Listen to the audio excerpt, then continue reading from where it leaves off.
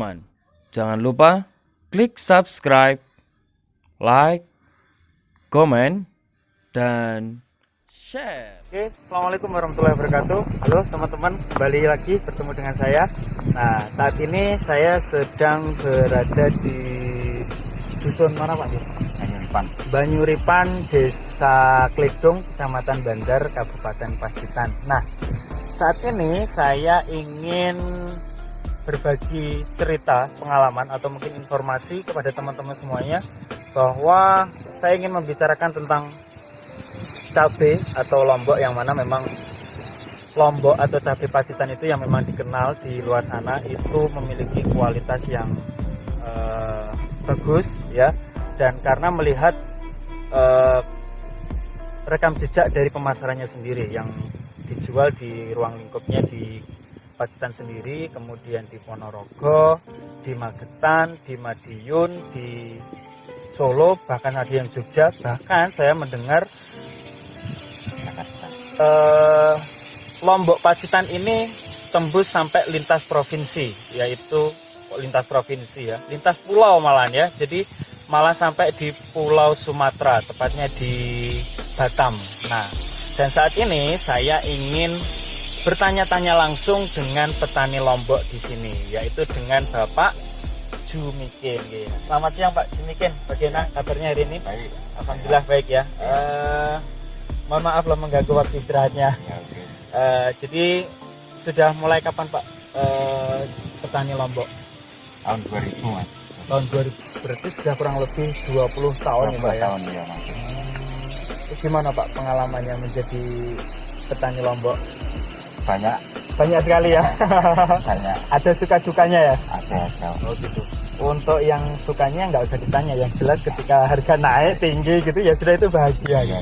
Tapi untuk yang terpenting itu adalah gimana Pak dukanya menjadi petani lombok? Karena memang di Pacitan itu yang curah hujannya ketika musim hujan itu sangat tinggi, kemudian areanya yang secara sering seperti ini tidak datar. Itu bagaimana Pak, bisa diceritakan? Pertama dukanya itu Mas, soal fluktuatifnya harga naik turunnya itu yang sangat Nggak bisa ditebak ya? Nggak bisa ditebak. Terus kedua itu kalau musim hujan itu kadang lombok itu cuma waktu tiga hari itu bisa mati semua, itu ada, pernah itu. Seketika? Iya, seketika itu. Oh, ketika musim curah hujannya tinggi? Hujannya tinggi. Kalau yang lain ya sama lah dengan tanaman yang lain sama. Itu nggak bisa diantisipasi Pak ya, berarti kalau curah hujan tinggi? Curah gitu? hujan tinggi tidak, yang saya tahu itu belum ada obatnya. Nggak bisa diantisipasi ya? Iya. Berarti kalau sudah mati ya sudah? Sudah. Wassalam. Oh gitu. Tapi terkait dengan hama, ya karena ini tanaman pasti ada hamanya ya Pak ya? Gitu. Ya, kalau hamanya yang paling sulit itu mujair Mas, pil kuning seperti ini. Oh, jadi pohonnya daunnya warnanya kuning gitu. Ya itu yang sangat Sulit ya? karena Oh, hal itu bisa disembuhkan nggak Pak untuk yang penyakit kuning? kalau musim penghujan itu biasanya akan pulih sendiri, tapi kalau kemarau ini enggak berbuah. Kalau musim penghujan masih ada buahnya, walaupun Masih memungkinkan ya berarti gitu. Oh, alah. Terus di ini usia berapa nih Pak yang sudah ditanam ini? sekitar 40 hari. Oh, 1,5 bulan ya? Ya, 1 bulan. Untuk cabai sendiri panennya berapa bulan Pak? Kalau yang bibit bagus itu ada yang 75 hari itu sudah tua, sudah bisa dipanen gitu. Bisa. Ada yang 90 itu, kalau tuit itu 90 hari bisa baru bisa dipanen. Itu yang buah pertama. Sudah gitu. Itu berarti untuk normalnya sebenarnya 3 bulanan Pak ya? 3 bulan baru bisa dipanen. 3 bulan, tapi ada yang jenis hibrida yang 70 hari itu sudah ada yang bisa dipanen. Berarti tergantung jenis benihnya. Iya. Oh gitu. Nah, yang jelas kalau menanam cabai itu kan tidak langsung tumbuh besar seperti ini nih Pak. Nah, kan berarti kan ada tahap-tahapnya. Itu bagaimana per biji dimasukkan tanah atau bagaimana nih Pak? Tahap awalnya bagaimana? Lek bosone Jawa Mas itu ditampak lah. Oh iya, Dikasih polybag itu baru umur sekitar 25 hari itu dipindah di lahan yang kelihatan seperti ini. Itu kalau sudah 25 itu ditampak atau di polybag itu sampai usia berapa Pak? sekitar 1 bulan? sekitar 25 hari sampai 1 bulan kalau saya yang Itu kemudian dipindahkan tidak seperti di tempat lain kan ada yang gimana itu hanya disebar gitu seperti nanam padi itu lalu kita bikin kali ini itu pakai polybag alatnya juga ini itu papannya ya Pak ya? Iya. Papan nanti ada polybagnya segini ya? iya Gitu. Setelah sebulan ditanam di sini. Nah, yang menarik di sini ada putih-putih, ada plastiknya. Nah, ini fungsinya apa Pak? Ini Pak plastiknya. Selain pertama itu untuk memudahkan perawatan pertama itu memang kan kalau tidak diberi plastik itu tumbuhnya biasa tidak pertumbuhannya biasanya lambat dan rentan terhadap penyakit lah niku. Terhadap hama ya. Hama. Oke. Nah, setelah ditanam apa Pak langkahnya? Harus disemprot kah atau mungkin harus dikasih pupuk kah atau bagaimana Pak? Kalau saya itu setiap 4 hari sampai 5 hari itu penyemprotan rutin, terutama untuk lalat buah Mas. Untuk lalat buah. Terus yang sering itu ada ulat, kadang itu kan 4 hari itu kadang dari telur sampai 4 hari kalau musim kemarau itu bisa 4 hari itu kadang sudah meletak. Jadi kalau lebih dari 4 hari biasanya sudah makan apa itu Batang, kadang batang, kadang daun ini habis. Resikonya bisa mati Enggak atau rusak? rusak. Dan Enggak yang mati. jelas pengaruh dengan hasil panennya. Iya itu. Dengan buahnya ya. Oke. Cukup rumit juga ya ternyata untuk Termasuk paling rumit Mas. Hampir sama dengan gerambang lah. Hampir sama dengan Oh ya, sekarang untuk cara pemukanya gimana Pak? Harus dengan air gitu dengan atau air. seperti Itu pupuk? pupuk dikasih ember lah. Itu dicairkan dulu baru dipupukkan berupa cair. Sok nih gitu ya. Ya. Berarti yang jelas ada takarannya sendiri ya. Itu Mas, tergantung pH tanah. Misalnya kan saya punya ukur pH tanah, tapi ada di rumah ini. Saya ukur pH tanah. Jenengan ukur juga pH tanah? Iya, pH tanah saya ukur. Itu kan gini, tanaman lombok, terutama tanaman lombok itu pH tanah itu sangat baik. pH tanah ukurannya sangat baik, dikasih pupuk banyak. Biasanya rentan terhadap penyakit, terutama busuk batang kadang itu. Atau kadang kalau dikasih pupuk terlalu banyak, kadang fusariumnya juga ada. Kandungannya ya. Kalau fusariumnya ada, dikasih pupuk banyak, otomatis kadang itu lolop Mas, lolop mati lah. Geles ngoten itu. Banyak juga kalau diceritakan tentang dukanya ya. Jadi jangan dikira untuk menjadi petani itu mudah ya. Tapi yang jelas di balik kesulitan itu pasti akan ada kemudahan. Yang jelas Pak Jumikin ini dulu pernah mengalami kesulitan menanam lombok. Nah, 20 tahun, mungkin 5 tahun itu Pak Jumikin hanya digunakan untuk belajar mengetahui kondisi tanah, kemudian resiko-risiko yang terjadi di lapangan untuk penanaman cabai itu sendiri. Nah, kalau sekarang ya kita lihat aja hasilnya Pak Jumikin ya. Oh ya, mohon maaf Pak, ini untuk tanaman lomboknya yang di sini totalnya berapa Pak? jumlahnya? Yang ini 12.000 Mas. Hanya di satu tempat sini atau mungkin ada di tempat lain juga Pak? Ada tapi sudah habis nih.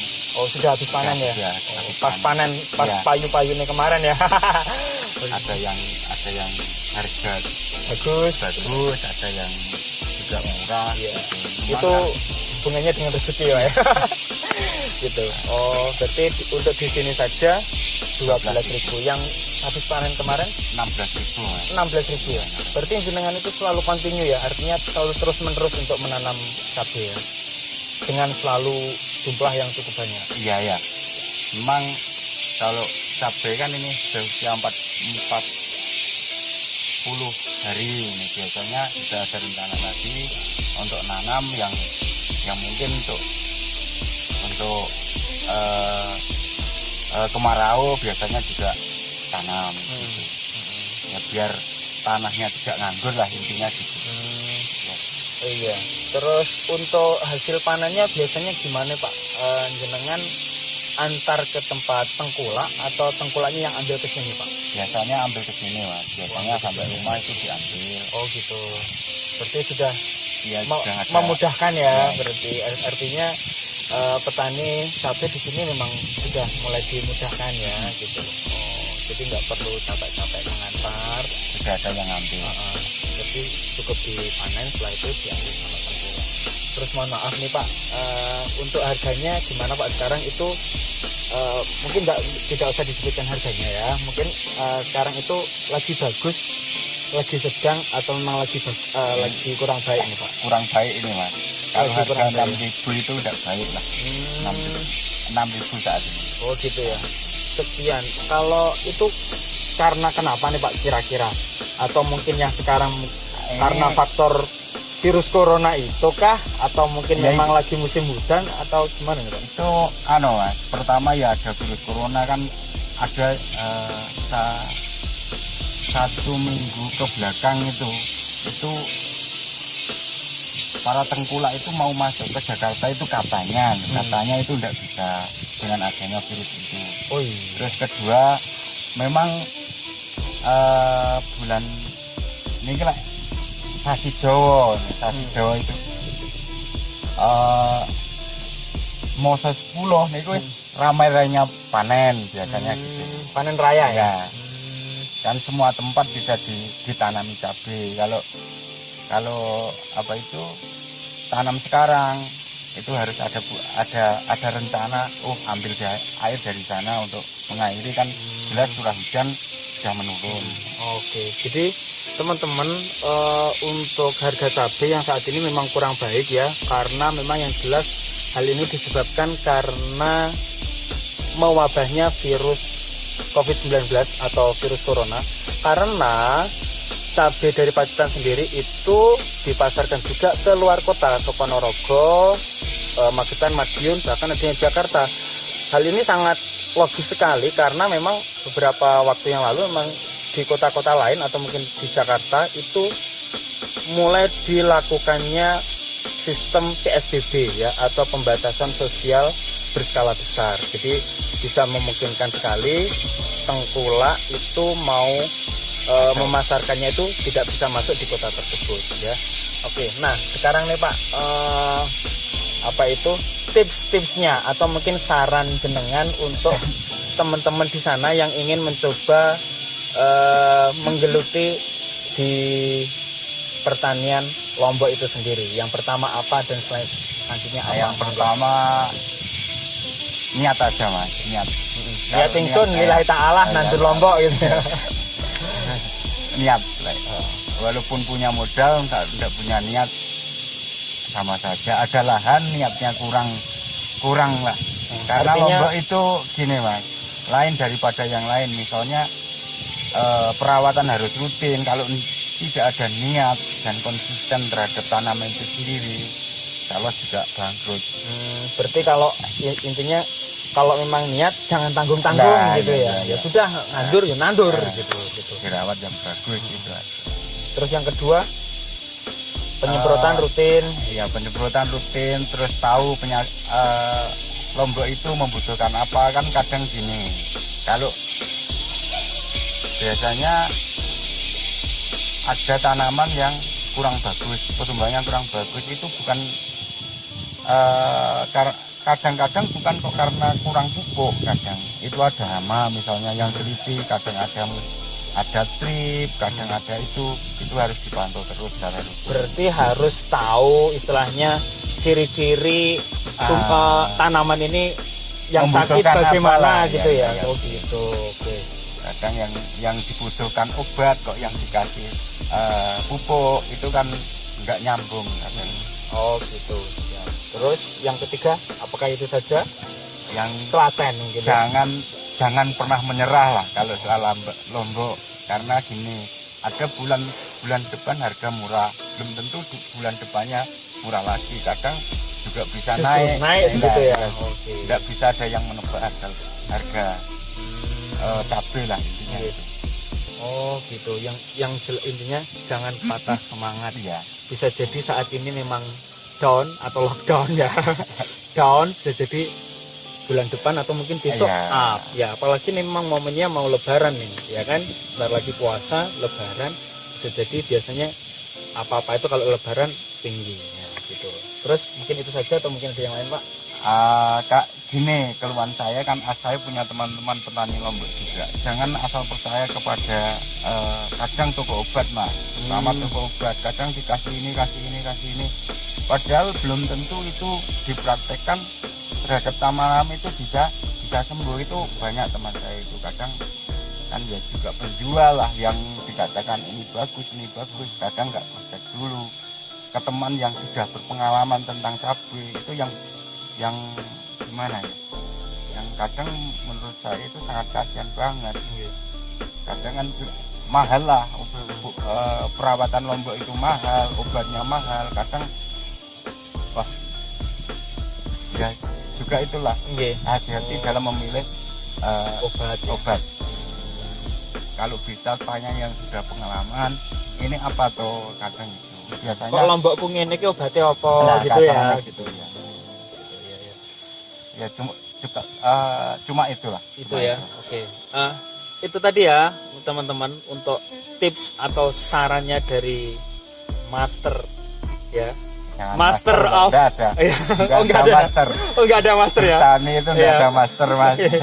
Ya, jadi Pak Jumikan dia yang sangat berpengalaman di bidang percabaian. Nah, mungkin untuk ngobrol-ngobrol saya hari ini mungkin cukup sekian. Nah, untuk lebih lanjutnya mungkin bisa datang langsung ke Pak Jumikan. Alamatnya itu di Dusun Kerajaan ya. Dusun Kerajaan, Desa Kledong, Kecamatan Bandar, Kabupaten Pacitan. Insya Allah Pak Jumikan akan menyambut dengan senang hati.